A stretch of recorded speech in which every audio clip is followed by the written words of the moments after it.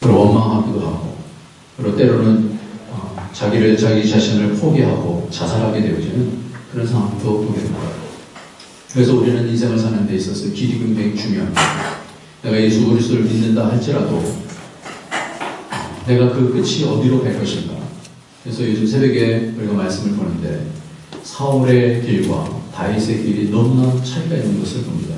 둘 다 똑같이 마음으로 기름 부음 받은 거지만 사울의 길은 맨 마지막에 최초로 자살하는 자로 성경에 나오게 됩니다.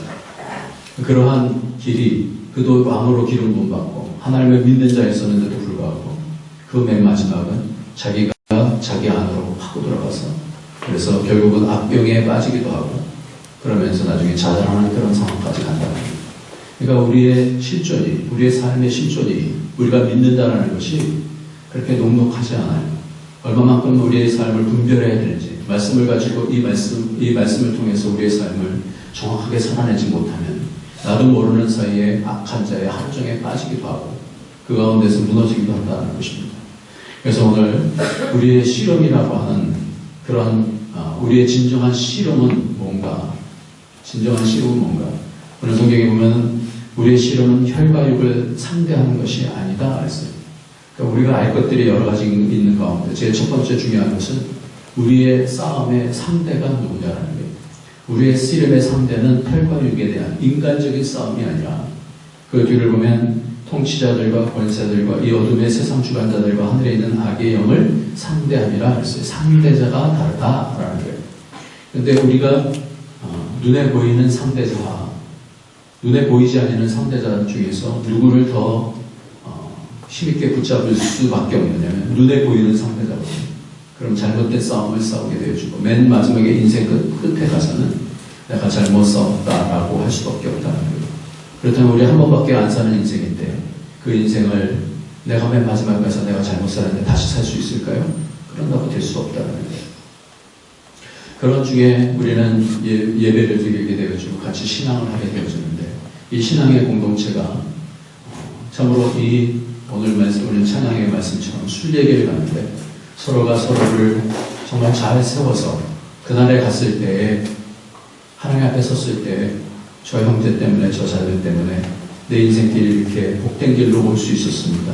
싸움에서 이겨나갈 수 있었습니다라고 할 수 있는 그런 신앙 공동체가 되어지기를 간절히 소망합니다. 오늘도 우리가 기도 가운데서 우리 집사님 기도를 들으면서 참 저는 많이 힘을 얻어요. 우리 공동체가 하나님 앞으로 여러 가지 어려움을 겪지만 그 어려움들을 통해서 하나님 앞에 진정성 있게 하나님 앞에 더 가까이 갈 수 있구나, 더 자세히 들을 수 있구나. 이것은 어려움들이 어려움으로 끝나지 아니하고 이것은 참된 소망입니다. 우리의 땅에서 이 땅에서 하나님께서 좋은 것만 주시지 않아요. 그랬더니 그 모든 것을 통하여서 어떤 결과를 낼 수 있느냐가 결국은 그 공동체가 얼마만큼 건강하냐 하는 것인데 제가 이번에 여러 한 1년 몇 개월 동안에 참 어려운 그런 과정들을 통해서 마음속에 분별을 해나가지 않습니까?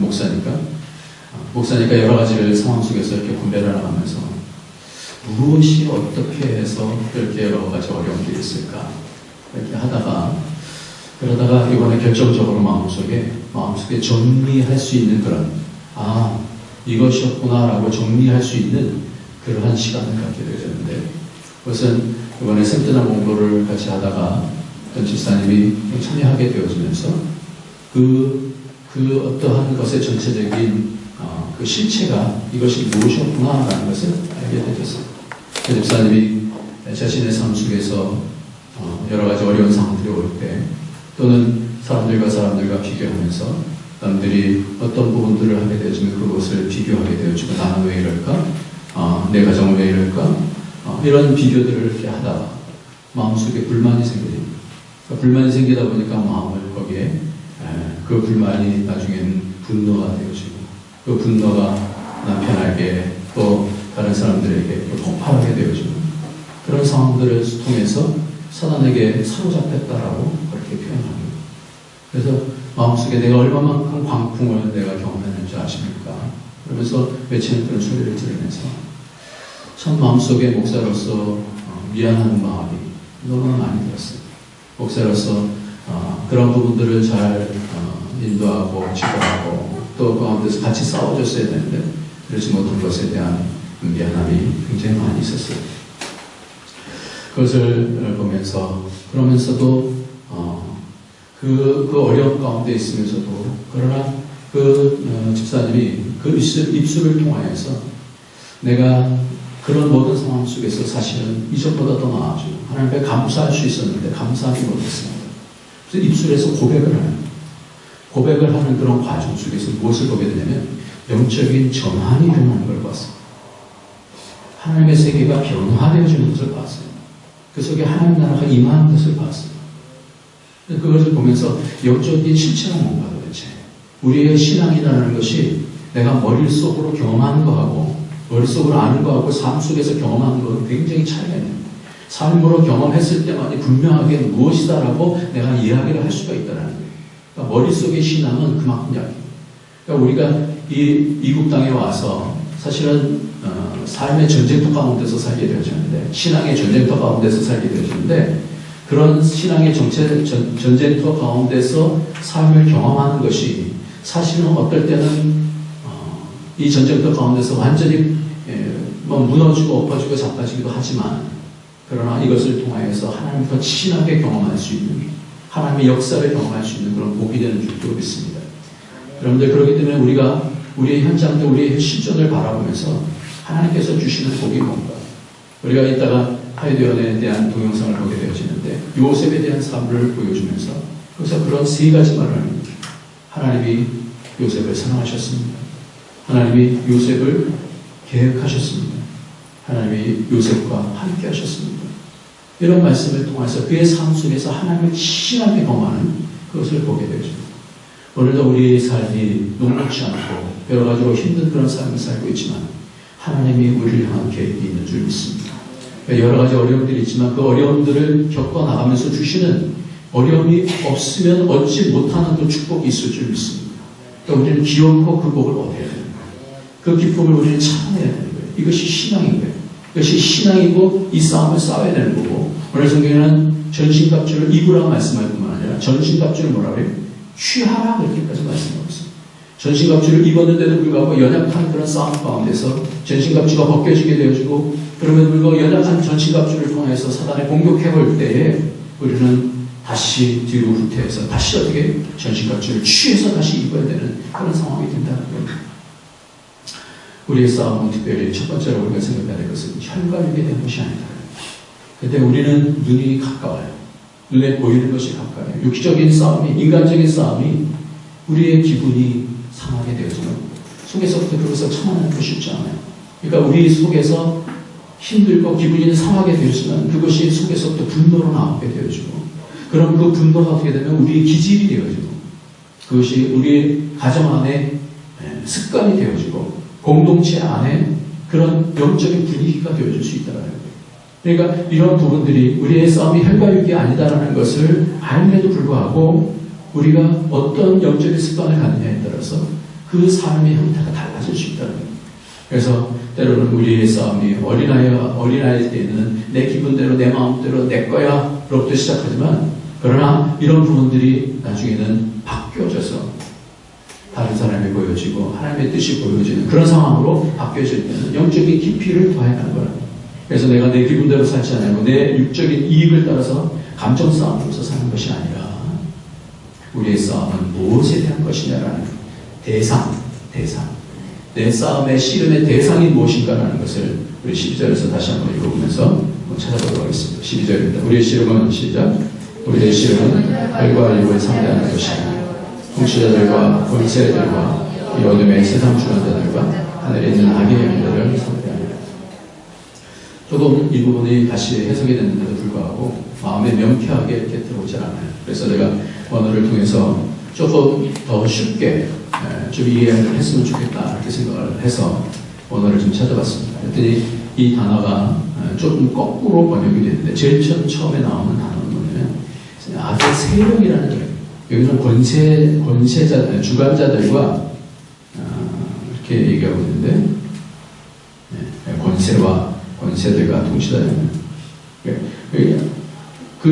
하여튼 이 부분을 다시 처음에 보면 아케라고 했고 세력이 있어요. 세력. 우리가 우리의 대상은 마귀 그럼 우리가 금방 알 수가 없잖아요. 사단 그럼 우리가 금방 알 수가 없잖아요. 근데 이것이 어떻게 다가오는지를 우리가 알 수 있어야지 싸우는 거 아니에요? 적을 알아야 잘 싸울 수 있지 않겠습니까? 적을 아는데 이 적이 뭐냐면 처음에 제일 먼저 나오는 것은 세력이라 이렇게 나와요. 세력이라. 악의 세력이다 이렇게 나와요. 악의 세력. 이거 아르케라고 하는 거예요. 악의 세력이 있고 이 악의 세력을 통해서 서로 이 세력과 저 세력이 같이 싸우는 거예요. 전쟁은 바로 세력의 싸움이지 않습니까? 마찬가지로 우리의 이 영적인 싸움도 세력의 싸움이에요. 그래서 세가 크게 되어지면 세가 약한 쪽이 어떻게 불리하게 되어지고 무너지게 되어집니다. 그러니까 그 세력을 잘 봐야 되는 거예요. 악의 세력이 어떤지, 우리 가정 가운데 악의 세력이 얼마만큼 침투에 들어와 있는지, 교회 가운데 악의 세력이 얼마만큼 침투에 들어와 있는지 이 부분을 잘 알아야 돼요. 저는 늘 말씀을 드립니다만 우리 몸에도 세력이 있잖아요. 기운이 있다고, 기운이. 그 기운이 병균이 50일이 되어지면 그러면 병이 걸리는 거예요. 근데 그것이 49 이하로 떨어지면 우리 면역체계를 통해서 건강이 아직까지 사로잡고 있는 것이죠. 그 마찬가지로 이 세력과 세력이 싸우는데 한번 잘 보면 어떤 가정은 계속해서 깨지는 가정이 있어요. 계속해서 이기는 가정이 있는 반면에 그 가정만 가면은 힘들어요. 우울하고 힘들고 죽음의 사단이 꽉 차 있는 것 같은 그런 세력이 꽉 사로잡고 있는 그런 가정이고, 그렇지 않습니까? 그런 싸움 가운데서 제일 처음이 세력이고, 두 번째는 뭐냐면 지배예요. 다스리는 거예요. 모의에서 다스림을 만나는. 이미 그 가운데서 조종당하고 있는 그런 집안이 있으면, 그런 교회가 있으면 그 교회는 보나마날 것 없이 무너질 수밖에 없는 거예요. 그러나 하나님의 다스리심이 있으면 그 가운데서 다시 살아나는 그런 복이 있다라는 거예요. 그러니까 우리 삶 속에서 우리의 대적이 어떤 건지, 우리의 대적이 얼마만큼 나를 조종하고 있는가. 사람마다요, 다 그런 게 있어요. 제게도 영적으로 연약한 부분이 있어요. 그거는 내가 이 부분을 싸움 가운데서 이겨나서 정복해야 나가는 그런 부분이에요. 예수님만 믿었다고 끝나는 것이 아니에요. 절대 그렇지 않아요. 예수를 믿었을 때 하나님께서 우리에게 은혜를 주셔서 그 나라로 들어갈 수 있는 문을 열어주시지만 영락 없는 현실 속에 싸움이 있다는 거예요. 그것이 두 번째는 뭐냐면 뭐예요? 다스립니다. 지배를 당하는 거예요. 지배. 처음에는 세력이고요. 두 번째는 지배고요. 세 번째는 뭐냐면 세상 통치자다 이렇게 돼요. 그래서 세상 통치자 사단이 그 정체가 드러나는 거예요. 그래서 그 사단이 뒤에서 다 조종하고 있는 겁니다. 이 하늘에 있는 영적인 악에 대한 것이다. 그래서 우리가 이 적을 잘 알아야 돼요. 제가 이런 부분들에 대해서 좀 궁금한 것들이 사실 많아요. 왜냐하면 이 부분에 대해서는, 사단에 대해서는 성경에서 그렇게 구체적으로 말씀해 주지 않아요. 사단에 대한 부분은 에스겔서 28장하고 이사야 14장에 대해서 그렇게 이야기를 하고 있지만, 사단의 어떤 정치에 대한 부분이, 사단은 지혜의 영이고, 사단은 그에게 굉장한 그런 영화와 부기가 있는 그런 존재고, 그에게는 음악이 있었고, 그런 것들은 알 수 있지만, 구체적으로 어떻게 사람들을 파괴하고 어떻게 농락시키는가라는 것을 우리가 잘 모르거든요. 그래서 제가 우리 교회 안에 책이 꽂혀있길래 이 책을 한번 껴서 봤어요. 누가 책에 기증했는지 모르겠어요. 알려주십시오. 이 책이 빛과 어둠의 영적 전쟁이라고 하는 그런 책인데, 제가 책을 보면 그 책을 보기 전에 사실은 이 저자가 누군가에 분별을 하게 되는데, 제가 그렇게 좋아하는 그런 저자는 아니에요. 그러나 일단 책을 보면서 유익을 많이 얻었어요. 영적인 부분이 이런 부분이 있겠구나. 그래서 이걸 이 글 가운데서 몇 개만 이렇게 쭉 추려서 이렇게 말씀을 드리면, 이 세력에 대해서 말씀하고 있는데, 이 환상 중에 가장 충격적인 부분은, 제가 가장 궁금했던 부분이 뭐였냐면요, 사단이 믿는 사람들을 사로잡는데 그 안에 들어갈 수 있을까? 아니면 겉에서만 사로잡고 있는 것일까? 귀신 들림이다라는 것이 믿는 사람에게 가능할까? 여러분 어떻게 생각하세요? 귀신 들리는 것이 믿는 사람에게 가능할까요? 여기서 이렇게 써있어요. 이 환상 중에 가장 충격적인 부분은 이 군대들이, 사단의 군대들이 말을 타고 있는 것이 아니라 대부분 그리스도인을 타고 있다는 것이다. 말을 타면 말을 조종하듯이 그리스도인을 타고 있다는 거예요. 그러면서 이렇게 얘기해요. 그리스도인들 중 대부분은 옷을 잘 차렸고 존경받을 만하고 또한 세련된 데다가 교육도 잘 받은 듯이 보였으며 사회 각계층을 고루 대표하는 듯하였다. 이들은 스스로의 양심을 다독거리기 위하여 기독교의 진리는 고백하지만 실제 삶은 어둠의 세력들과 타협하며 살아가는 것이다. 이들 기독교인들이 어둠의 세력들과 타협하고 있을 때 그들에게 배속된 마귀는 더욱더 강해져서 이들의 행동을 마음대로 조종했다. 이들 대부분의 신자들은 하나 이상의 귀신들에게 지배를 받고 있었지만 그 마귀 중 하나가 지휘를 하고 있는 것이다. 그러면서 미움의 마귀 같은 경우는 미움의 마귀는 그들이 그리스도인을 미워하는 만큼이나 자기끼리들도 서로 미워했다. 질투의 마귀들도 서로 질투하고 있었다. 나는 마귀들이 이 그리스도인을 타고 있는 것을 봤으나 잘 들으세요. 불신자들의 경우와는 달리 그들 안에 들어가 있지는 않았다. 제가 이 부분이 가장 궁금했어요. 믿음의 사람 속에도 귀신이 들어갈 수 있을까? 그렇지 않아요. 이 말씀을 여기서 보면 어떻게 하는 거예요? 타고 조종을 하는 거예요. 그러면 이 가운데서 그럼 어떻게 이겨나갈 수 있는가? 영적 실종 가운데서 어떻게 이겨나갈 수 있는가? 여기서 이렇게 써있어요. 이 그리스도인들이 마귀를 덜어내려면 단지 그들이 마귀들과 타협하는 것을 중단하게만 하면 된다는 것은 명백했다. 예컨대 질투라는 마귀가 올라타고 있는 그리스도인이라면 질투에 대하여 반문만 해도 그 마귀는 금방 힘을 잃어버리는 것이다. 이게 뭐냐면 질투하는 마귀가 있을 때 내가 왜 그 사람을 질투해야 돼요? 이렇게 반문만 해도 마귀가 힘을 잃어버린다는 거예요. 그러니까 진리의 말씀을 가지고 하나님의 말씀을 통해서 내가 왜 미워해야 돼? 라는 그런 하나님이 그를 사랑하시는데 내가 왜 그를 미워해야 되고 왜 그를 왜 질투해야 돼? 라고 그렇게 얘기를 하게 되어지면 그 마귀가 힘을 잃어버린다는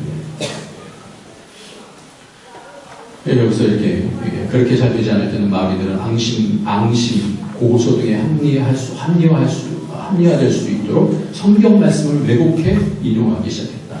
그래서 이렇게 기만 가운데서 그리스도인들이 그리스도인들을 자기 마음대로 쓰면서 정작 그리스도인들이 스스로 하나님께 쓰임을 받았다고 생각할 정도로까지 속인다.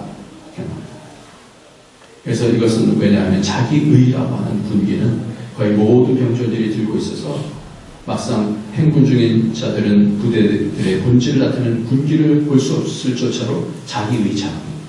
그러니까 이렇게 싸우다가 결국은 자기의라는 것 때문에 나는 내가 잘한 거야 라고 생각할 수 있다는 거예요. 그리고 멀리 보니까 바로 참소자의 측근들이 보인다. 그래서 여러 가지 그런 고소자, 참소자, 앙심, 그리고 의기소침이라는 독수리 하면서 이렇게 쭉 얘기하는데 근데 제가 여기서 보면서 좀 힌트를 얻은 것은 뭐냐면 악한 영이 우리를 사로잡지 못한다.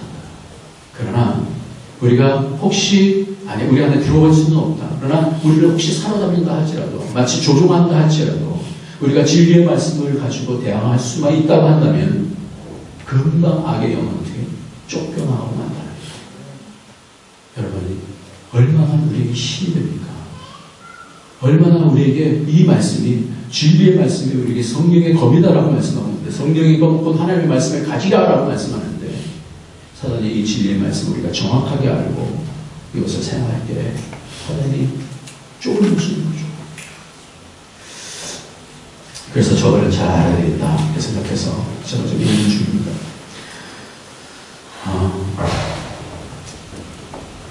지난 2주 전에도 의도치 않게 귀신 들린 아들을 데려오자 이게 믿음이 없는 세대였어요. 분명히 예수님의 제자들이 능력을 받았었거든요. 귀신을 쫓는 능력을 받았는데 귀신을 쫓아내는데 쫓겨나가지 않는 거예요.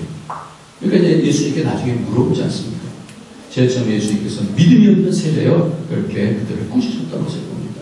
그러면서 할 수 있거든요. 무슨 말이냐. 믿는 자에게 능치이 못함이 없다.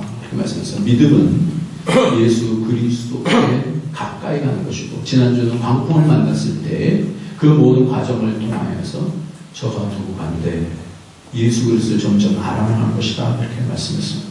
그러니까 우리가 우리에 대한 것들을 점점 내려놔야 돼.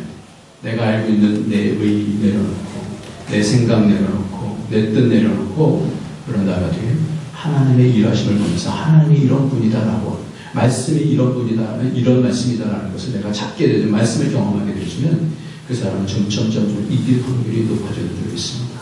그러니까 우리의 경험이 이게 나쁜 게 아니에요. 때로는 실패했다 할지라도 이 실패한 경험이라 할지라도 실패 가운데서 다시 일어났던 경험을 내가 꼭 붙잡고 있다고 한다면 나중에 이것을 통해서 연약한 자를 세울 수 있기 때문에 연약한 사람들은 내가 어떻게 될지 잘 몰라요. 그러나 연약한 가운데서 이겨난 사람은 그 연약한 가운데서 이겨난 그 경험이 바로 이럴 때 이 말씀을 사용해가 그럼 그 말씀이 효력이 있는 줄 믿습니다. 그것을 우리는 사용하는 거예요. 믿음이라는 건 그것이 주님을 더욱더 밝히 아는 거예요. 그래서 영생은 하나님과 그의 보내신 자 예수 그리스도를 아는 것이다라고 말씀하는 거예요. 영생이라는 것은 영원히 천국에만 가는 게 아니라 이 땅에서도 하나님과 그의 보내신 자 예수 그리스도를 아는 것이다 말씀하는 거예요. 하나님 우리를 사랑하시는 줄 믿습니다. 이 부분을 선포하는 거예요. 네가 나를 미워하게 하는데 하나님이 저 사람도 사랑하시지만 나도 사랑한다. 이렇게 선포를 하는 거예요. 악한 영이 할 말이 없는 거예요. 우리가 중국에 오면 중국 사람들은 주로 이야기하기를 좋아해요. 그리고 말이 뭔가 타당하다 그러면 일리가 있다 그러면 그 말을 이렇게 우리는 좀 감정적이지만 중국 사람은 오히려 더 말을 잘 들어요. 뭔가 논리가 있다 그러면 잘 들어요. 사단도 우리가 그냥 생각하듯이 그냥 무서운 떠는 그런 게 아니라 논리적이에요. 지혜형이에요. 지혜가 있기 때문에 우리가 하나님 나라의 탁월한 지혜를 가지고 저를 꾸짖게 되어지면 저가 그때 힘을 잃고 떠나가게 될 줄 믿으시기 바랍니다. 그래서 말씀의 권세라는 것은 내가 말씀을 많이 아는 것만 아니라 경험 속에서 사용해본 칼이어야만 되는데 내가 그때 어떻게 무찔러 봤어야 그때 죽는구나, 그때 사단이 도망가는구나 라는 것을 알 때 이 검이 힘 있는 거 아니겠어요? 아무리 좋은 칼 갖고 있어야 뭐하겠어요? 사용할 줄 모르고 사용할 줄 아는 법을 배워야 됩니다. 성경은 여러 가지로 이 불만에 대한 부분은 첫 번째 여자도 제일 처음에 이 모든 나무를 먹지 말라 하시더냐 이렇게 마음속에 불만이 생겼어요. 그러니까 자기 마음으로 부려주니까 거짓말을 싹 집어넣지 않습니까? 똑같아요. 사단 방법은 여태까지 바뀐 적이 없어요. 그래서 우리가 머릿속에 있는 이런 불만들이 올 때, 분노가 올 때, 이 말씀으로 사실은 쉽지 않아요. 내가 그렇게 훈련받았고, 내가 그렇게 생각하는 패턴을 갖고 있기 때문에 내 속에 뭔가가 딱 들어오게 되면 내가 기분 나쁜 것이 딱 생기지만 속에서부터 어떻게, 나는 어떻게 반응하는 거야? 나는 그때 분노를 하는지. 그래서 성경 말씀을 보면요. 믿음의 덕의 지식을, 이런 부분. 또 성령의 9가지 열매를 본다 할지라도 다 그게 뭐냐면 성품에 대한 거예요. 영적인 그 진리에 대한 그 이해로부터 나오는 그 성품에 대한 거예요. 그래서 믿음의 덕이라는 것은 무슨 뜻이라고 했어요? 탁월함이라고 했잖아요. 탁월함. 엑셀런스라고 했지 않습니까? 믿음에 대한 믿음의 덕이, 믿는 자는요, 탁월한 줄 믿으시기 바랍니다. 세상이 갖고 있지 아니하는 그런 탁월함이 있는 줄 믿으시기 바랍니다. 하나님이 그런 탁월함을 주셔요. 기도하는 자에게 창조력을 주시고요.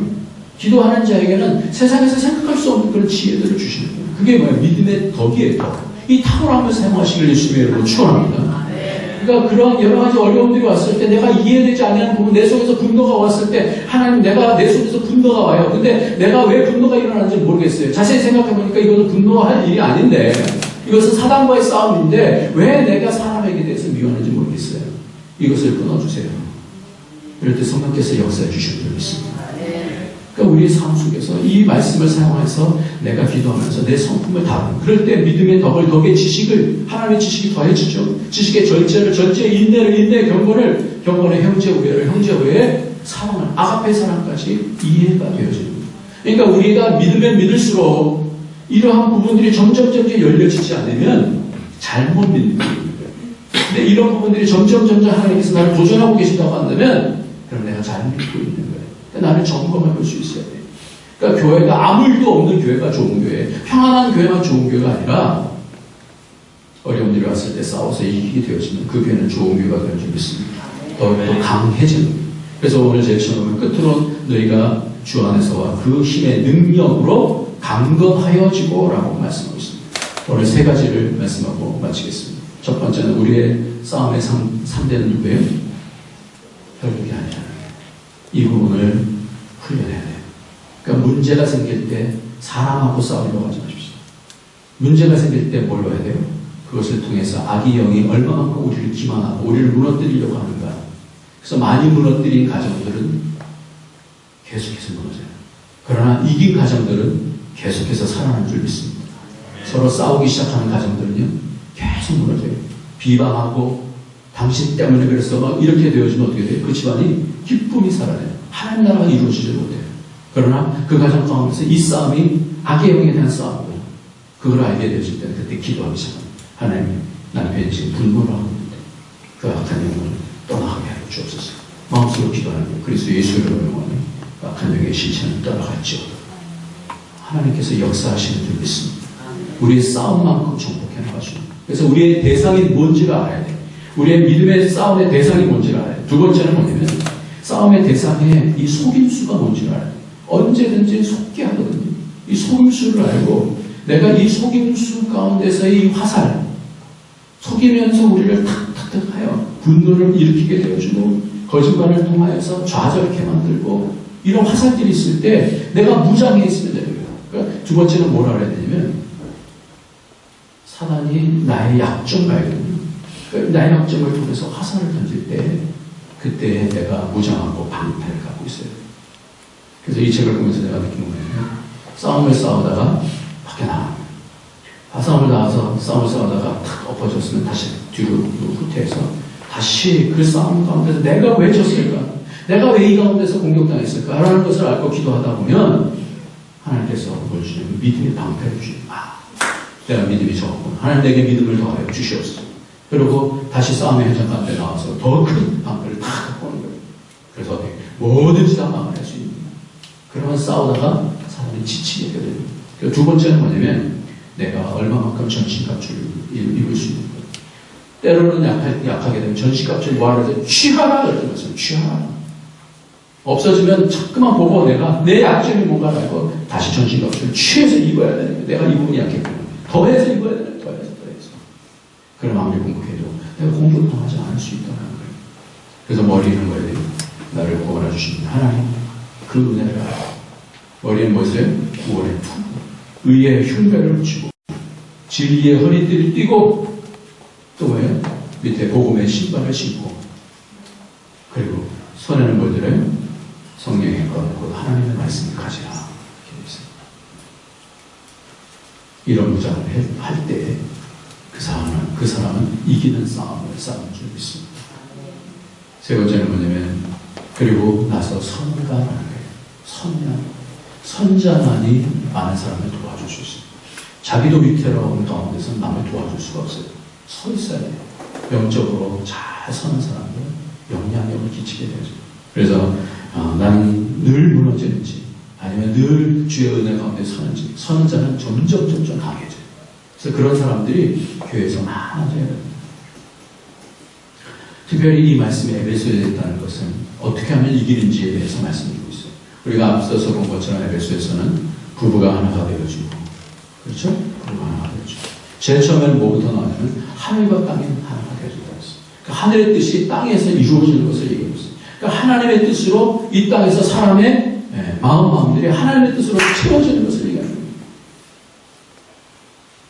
그리고 이방인들과 유대인들이 하나가 되어지고 부부가 하나가 되어지고 부모와 자녀가 하나가 되어지고 그리고 맨 마지막에 보면 종들과 상대들이 하나가 되어지고 뿐만 아니라 지금 영적 싸움에서 하나가 되어지면 영적 싸움에서 이기게 되어지는데 하나가 되어지지 못하면 그 집안은 꼴이 늘 무너지는 집안. 말이 달라지는 거예요. 영적인 패턴이 달라지는 거예요. 기만당하면요 깨어집니다. 이번에 어떤 탈북자가 신문에 나왔는데요. 그 사람이 기업을 하는 그런 탈북자. 그래서 많은 사람들에게 돈을 이렇게 3억씩 이렇게 받고 탈북자가 3억씩 집안 여기 탈북해갖고 얻어서 적응을 해놓으려면 얼마나 오랫동안의 시간이 걸리겠어요. 3억씩 다 근데 이 사람이 탈북자인데 이 사람은 성공한 기업이에요. 이 사람이 내가 당신 이런 좋은 아이템이 있어서 나에게 만약에 투자하면 그렇게 1.5배의 이자를 주겠다. 딱 줬는데 1.5배를 주고 기업이 잘 되는 것처럼 이렇게 얘기를 합니다. 그러니까 자기 남편한테도 얘기하고 사는 건 어떻게 만들어 또 어떻게 줬어요. 근데 이 사람이 135인가 200억인가를 가지고 튀었어요. 여기 지금 남아있는 이 사람들이 너무나 좌절되는 거예요. 자기들 평생토록 벌은 걸 가지고 이 기만을 통해서 어떻게 다 이루는 거예요. 다 이루는 거예요. 우리도 영적 싸움 가운데서 지면요. 자칫 잘못하면 그렇게 되는 거예요. 교회 안에서 절대 여러분들 돈놀이 하지 마십시오. 교회 안에서 절대 혹시 빌려준다 할지라도 내가 감당할 수 있을 만큼 해주세요. 그 생각 하지 마세요. 왜냐면 우리의 가치 안에 돈이 들은 가치인데 물론 너무나 어려울 때 사랑하는 마음으로 하죠. 그러나 그것이 마지막에 나중에 그것이 분노가 되어지고 그러면 우리의 영혼이 많이 상하게 되어지기 때문에 그 부분은 성경 안에서 치우게 되죠. 그래서 사단에게 기만당하면요 인생을 날리는 거예요. 우리의 싸움은 사단인데 그래서 우리가 이런 부분들을 잘 알고 있을 때 큰 그림을 갖고 가는 거죠. 우리는요 인간이기 때문에 감정이 있어요. 내 속의 이야기를 많이 하고 싶고 그래서 뭔가 속에 있는 것들을 그러면서 풀어버리고 우리는 이해가죠. 내가 내 인간적으로가 보면 내가 이게 옳은 거야 내가 잘못한 거야 따지잖아요. 근데 그러다가 그 다음에 기만이 하나씩 들어가게 되죠. 나중에 그것을 풀어볼 수가 없는 문제가 되죠. 그래서 그 가운데서 내 의를 드러내게 되죠. 기분이 좋고 그래 당신 잘했어. 근데 그 의가 자기 의가 점점 불어나는 것을 우리는 점점 비방하고 그렇기 때문에 우리는 큰 그림을 가져야 돼요. 우리의 큰 그림은 뭐냐면 우리는 다 하나님 앞에 설 자인 줄 믿으시기 바랍니다. 하나님의 설 자. 하나님께서 맨 마지막에 판단해 주실 거예요. 그렇기 때문에 가장 중요한 것은 사단이 좋아하는 비방과 불만과 교만과 기만과 이런 것들을 분별하면서 그 미혹에 빠지지 말아요. 그 미움을 통해서 비방을 통해서 사단의 지배가 견고하게 되어진다. 첫 번째 뭐라 했어요? 세력이라고 했어요. 세력이. 가정 안에 들어오고 교회 안에 들어오고 세력을 이루게 되죠. 세력을 이루게 되어지면 그 지배력이 강화가 되어져요. 그럼 어떻게 할 수 없어요. 지배력이 강화가 되어지고 그러면 어떻게 할 수가 없어요. 무너져요. 신천지가 그렇지 않아요. 신천지가 세력으로 들어옵니다. 그냥 기존 교회 안에 신천지가 세력으로 들어와요. 그래서 한 사람 끌어내요. 그래서 세력이 어느 정도 딱 되면 그 교회를 어떻게 삼켜버리게 되어져요. 그것이 전략이에요, 전략.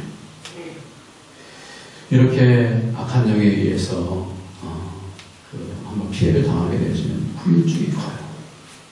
그래서 다시 회복되어져서 강해질 수 있지만 상처가 남잖아요. 그래서 악의 습관으로부터 이기기가 쉽지 않습니다. 악에 지면 그 세력에 농락당하게 되면 그 공동체가 쑥대밭이 되어지는 거예요.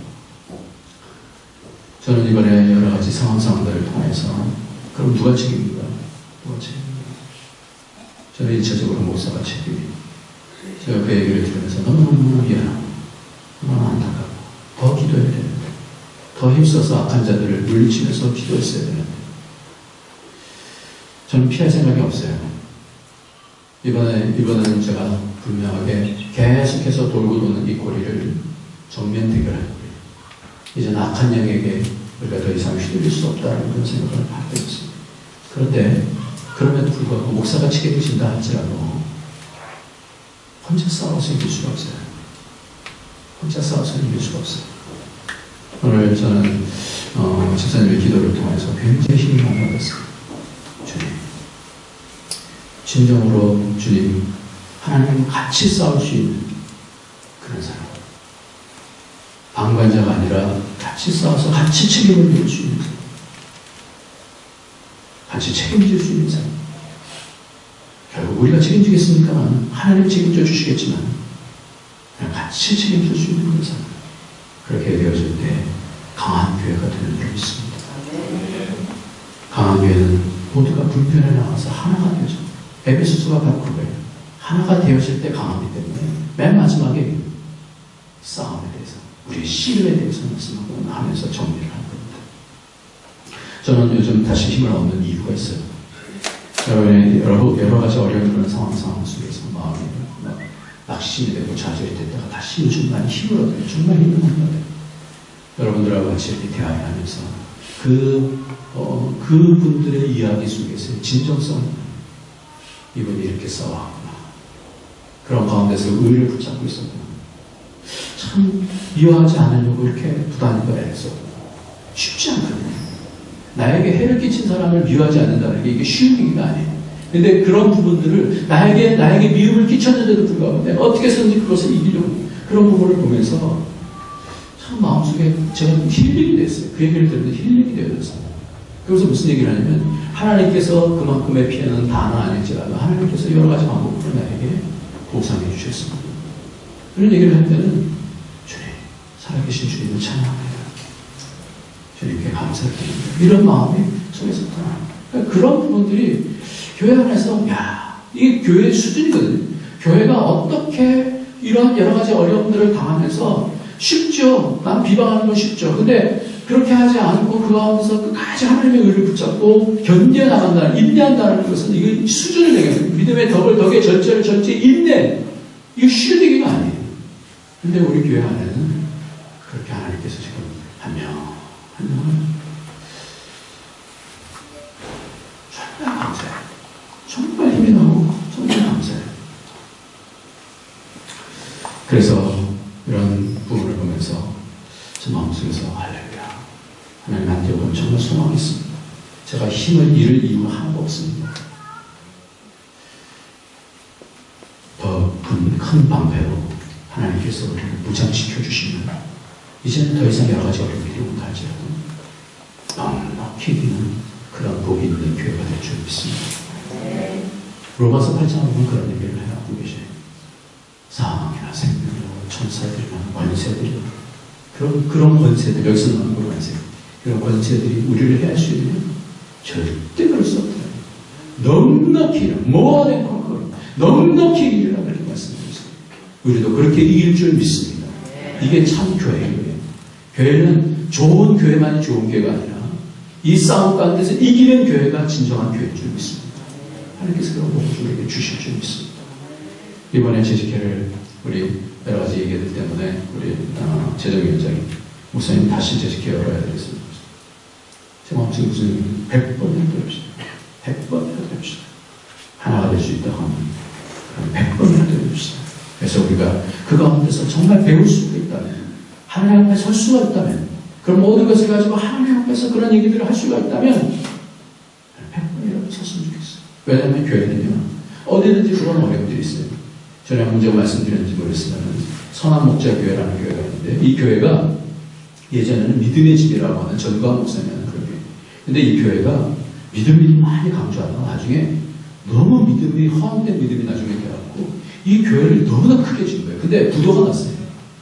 빚이 엄청난 빚이 몇십억인지 몇백억인지 모르겠어요. 저는 동계에서 사는 사람인데. 근데 그런데 이 부분을 이 목사님이 나가고 나서 다른 목사님을 드렸어요. 혹시 여기 선한 목자 교회 다녔다 오신 분이 있는지 모르겠습니다. 제가 목사님한테 직접 들은 얘기예요. 이송 목사님을 제일 처음에 당회에서 당회를 하는데 기가 찬 거예요. 그냥 내놓으라는 그런 장로들이 쭉 앉아놓고 그 교회의 여러 가지 그 고통 그런 과정들을 다 겪어온 사람들은 마음이 굳을 다 굳어져 있는 그런 장로입니다. 그래서 뭔가 회의를 하려고 하는데 자기가 나이는 어리지 어떻게 해야 될지 모르겠다. 그러면서 이분이 기도하다가 생각해나는 거예요. 모두에게 나무 십자가를 하나씩 줘서 나무 십자가. 저는들 우리가 하나님 앞에 회의할 때는 늘 나무 십자가를 들고 회의를 합시다. 그래서 발언을 하려면 항상 나무 십자가를 듭시다. 그러니까 막 그렇게 강했던 그런 장로님들이 뭘 얘기를 하려고 해서 나무 십자가를 딱 들면 어떻게 되는 거예요? 내가 주님 앞에서 이 제의를 합니다. 그럼 어떻게 되는 거예요? 내가 주님 앞에서 이 제의를 합니다. 자기 어떤 것을 가지고 할 수 있겠어요? 내가 생각해 이러다가 딱 들고는 주님 앞에서 이 제의를 합니다. 성령의 역사를 성령. 그래서 그 다음에 이제 뭐가 딱 막히게 되면 그럼 이제는 이 의제를 더 이상 진행하지 않습니다. 이제부터는 기도회를 시작하겠습니다. 계속해서 기도. 하나가 될 때까지 계속해서 기도하고. 그리고 지금 선한 목자 교회는요. 교회가 크다고 다 교회 아니에요. 그 실체를 바라보면 그 안에 얼마만큼 건강도가 있는지를 볼 수 있는데 그 안에를 보면 정말 많이 건강해 됐어요. 전에 우리 교회에 선한 목자 교회 장로님 우리 권사님이 오셨는데 장로님 가끔 오셨어요. 물어보면 너무너무 좋아요. 그것이 뭐예요? 싸움 가운데서 이기기 때문에 그런 거예요. 정말 중요한 것은 우리가 모두 많은 것에 책임을 지며 하나님 앞에서 하는 거예요. 그래서 우리가 교회를 가정을 깨는 이 사단의 기계 가운데서 이 기만책이 뭔지를 알고 겸손하게 하나님 앞에 서서 그래서 이것이 우리가 어떻게 하면 되냐면요. 방법을 좀 알면 그게 쉽지 어렵지 않다 그랬잖아요. 좀. 사단을요 꾸짖으세요. 사단도 인격체이기 때문에 어떤 목사님들이 이렇게 얘기를 해요. 사단에게 욕하라고 해요. 그래서 사단에게 욕하면 되게 싫어한다고 그래요. 인격체이기 때문에. 근데 그렇다고 해서 우리가 욕하고 나쁜 욕하는 건 안 되잖아요. 그러니까 그렇게 하지 말고 말씀을 가지고 꾸짖으세요. 그럴 때 뭘 사용하냐면 그리스도 예수의 이름으로 따라해보세요. 그리스도 예수의 이름으로 사단은 떠나갈지어다. 그 세력은 떠나갈지어다. 그렇게 하시고 눈앞에서 기도하시면서 하세요. 왜 그리스도 예수 이름이냐면 예수님께서 원하는 예수님이에요.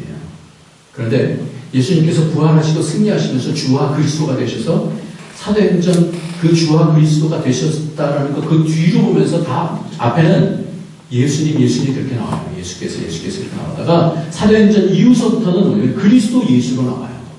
왜냐하면 승리하신 이름을 앞에 쓰는 거예요. 그래서 우리가 예수 그리스도 이름으로 그렇게 하지 않고 앞에 먼저 뭐예요? 그리스도 예수의 이름으로 그렇게 써요. 그게 옳아요. 여러분들 사용할 때 그 이름의 권세를 알고 사용하시기 바랍니다. 여러 가지 어려움이 있을 때 내 속을 향해서도 그리스도 예수를 명하노니 내 속에 기만하고 낙하는 것을 따라갈지어다. 하나님께 기도하세요. 하나님께서 지혜를 주실 줄 믿습니다.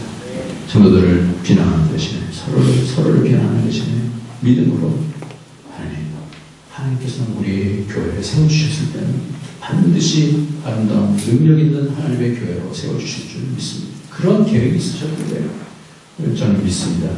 다 믿길 바랍니다. 요한일서 말씀 마치겠습니다. 요한일서 3장 1절에서부터 10절까지 말씀을 읽고 요한일서 몇 장을 읽겠습니다. 요한일서를 읽고 마칩니다.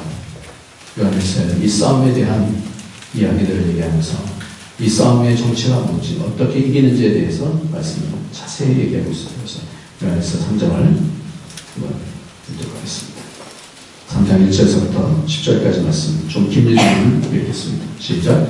보라 아버지께서 다른 사람을 내어주셔서 하나님의 자녀라의 서로를 보내주시니 우리가 알아야 그러므로 세상이 우리를 알지 못하며 그를 알지 못하며 사랑하는 자들아 우리가 지금은 하나님의 자녀라 장래에 그게 될지는 아직 나타나지 않았으나 그가 나타나시면 우리가 그와 같을 줄 아는 것은 그의 참모습 그대로 볼 것이 주의 영광의 소망을 가진 자마다 그의 깨끗하신 것 같이 자기를 깨끗하게 하느니라. 죄를 범치는 자마다 불법을 행하나니 주는 불법이라. 그가 우리 죄를 없애려고 나타내신 것을 너희가 아나니 그에게는 죄가 없고 그 안에 거하는 자마다 범죄하지 않으며 범죄하는 자마다 그를 보지도 못하였고 그를 알지도 못하였느니라. 자녀들아 아무도 너희를 미워하지 못하였다. 그를 행하는 자는 그의 의로우심과 같이 의롭고 죄를 짓는 자는 악에게 속하나니 악에게 처음부터 범죄하느니라. 하나님의 아들이 다시 나타나신 것은 마귀를 멸하게 하시고 여호와께로부터 난 자마다 죄를 짓지 아니하나니 이는 하나님의 씨가 그의 속에 거하며 그도 범죄하지 못하는 것은 하나님께로부터 났습니다. 이러므로 하나님의 자녀가 마귀의 자녀들이 되어나니 물론 의를 행하지 아니하는 또는 그 형제를 사랑하지 아니하는 하나님께 속하지 않습니다. 속함에 대해서 얘기하고 있습니다. 속함이라는 것은 다시 말씀드리면 세력을 얘기하는 거예요. 세력. 교회 안에도 예수의 세력이 있어요.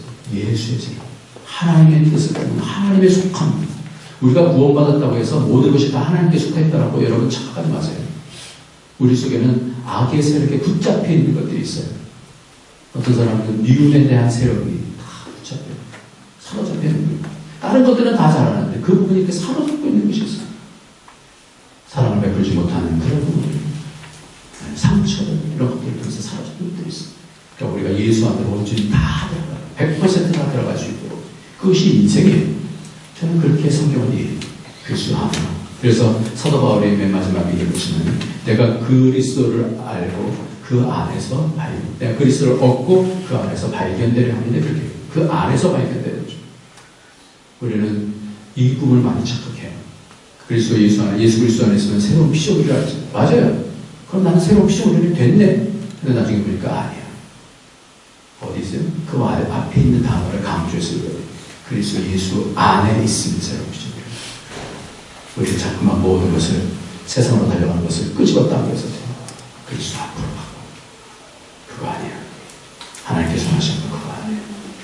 그래서 가정을 갖고 교회를 갖고 하면 능력이 있는 교회 앞까지 갈 줄 믿습니다. 말씀을 마칩니다. 요한에서 5장 4절입니다. 물론 하나님께로 난 자마다 세상을 이기느니라. 세상을 이기는 승리는 것이 우리의 믿음입니다. 이렇게 말씀하고 5장 18절의 말씀에는 하나님께로부터 난 자마다 다 범죄치 않은 줄 우리가 아노라. 하나님께로부터 나신 자가 그를 지키심에 악한 자가 그를 만지지도 못하는데 우리가 예수 안에 있으면 만지지도 못해. 그래서 우리는 어떻게 해서든지 예수 안에 들어가야 돼. 아는 것은 우리가 하나님께 속하고 온 세상은 악한 자 안에 처한 것입니다. 그래서 공중권세자부자라고 얘기하는데 공중이라는 단어가 영어로는 애트모스피어예요. 분위기를 잡고 있는 거예요. 그러니까 이 분위기와 분위기의 싸움이 일어납니다. 그래서 우리 교회는 예수의 분위기, 은혜의 분위기, 사랑의 분위기. 그 가정에 가면 알아요. 악한 명이 살고 되는 게 아니면 예수의 분위기, 사랑의 분위기가 있는 거예요. 서로서로 접게 하는 분위기가 있는 거예요. 환영하는 분위기, 다 받아들이는 그런 분위기가 있는 거죠. 이게 분위기가 예수의 분위기인지 아니면 자기 속에 있는 탁 꼬인 것이 있어서 그걸 가지고 이 분위기를 만들어 나가는 데는 그것이 우리에게 있어서의 삶의 목표가 된 하나님께로 나가는 자. 그래서 영생은 곧 유일하신 찬하나님과 빼버리신 자 예수 그리스도를 아는 것이니라 아까 말씀드렸어요. 점점 알아서 싸움 가운데서 어떻게 이기는 것을 알아서 승리할 수 있는 저와 여러분이 되시기를 예수님 이름으로 축원합니다. 이 시간 한번 다시 선포합시다. 그리스도 예수의 이름으로 명하노니 사단의 세력은 떠나갈지어다. 믿음 가지고 하시면 반드시 떠나갈 줄 믿으시기 바랍니다. 여러 어려움이 있을 때마다 그리스도 예수의 이름을 통해서 승리하시기를 축복합니다. 이 시간에 기도합시다. 하나님, 내게 복을 주셨는데 내가 이 말씀을 사용하지 않냐고 자꾸만 내 의를 생각하다 보니까 놓쳤습니다. 하나님, 어떤 때든지 기만당하지 않냐고 예수 그리스도의 이름을 통해서 악한 자의 그 견고한 괴계들을 물리쳐나갈 수 있도록 예수의 지혜를 더하여 주시옵소서. 다 성성으로 기도하겠습니다. 할렐루야. 하나님 아버지 감사합니다. 하나님께서 주시옵소서. 하나님 아버지 싸움님께서 이루어진 지시와 분별을 보여주시옵소서. 감사한 싸움 싸우지 않게 해주시옵소서. 하나님과 싸움 가운데서 서로 인간이기 때문에 감정도 있고 일도 일어나고 다툼도 일어나지 하나님과 싸움 가운데서 하나님의 어디 무장하고 정신같이 싸움을 해주시고 거리 가운데서 하나님의 의를 세우시고 언제 하나님 나라를 세우시고 하나님의 마음을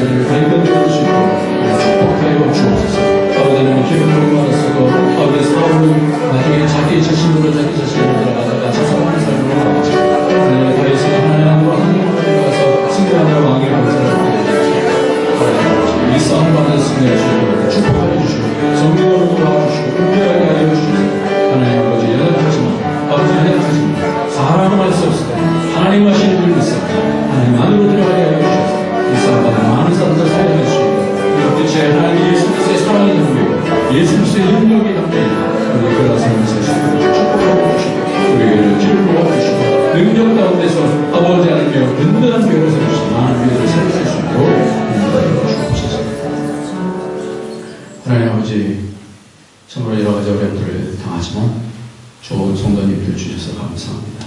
하나님 함께 싸울 수 있는 용사들을 허락해 주셔서 감사합니다.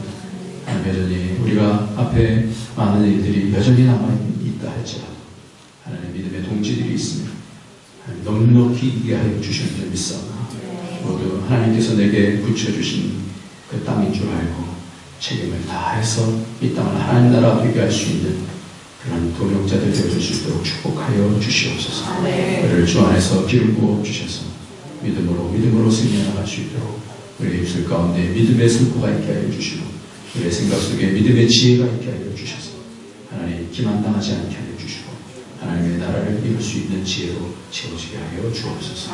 예수님의 이름으로 기도합니다.